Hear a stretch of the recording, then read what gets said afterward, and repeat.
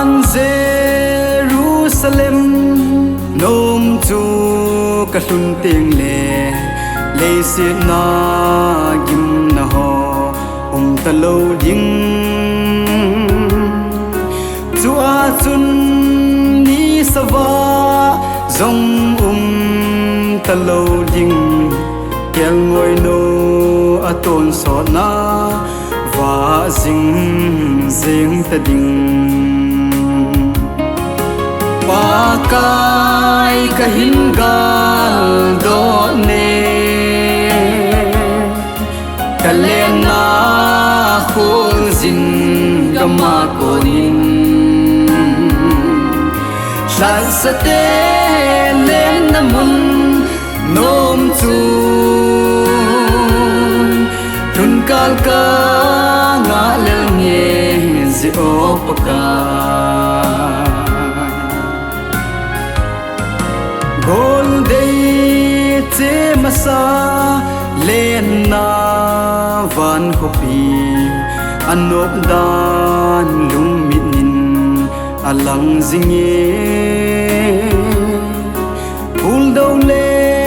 si soka na talo ding ta san cha te a dingin kipana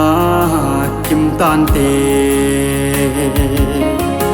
pa kai ka hin gal do ne kalena khul zin gama konin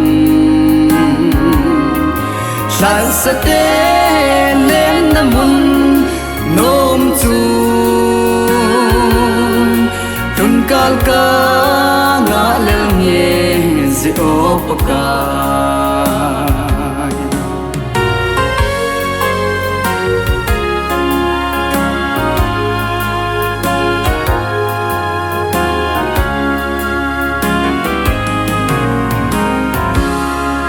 van til theng te hon pakai a va choyun chung nung pen pathian chu lo pi hen aton so nin lo pin zing hen tin pakai ava choyui o hallelujah pa kai ka hin gal do ne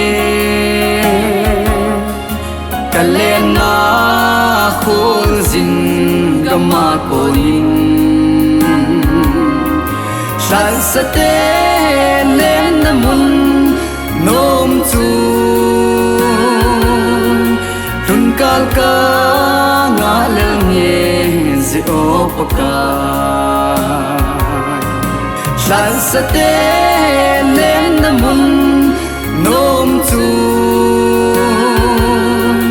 tun kal ka nga lel nge zi opaka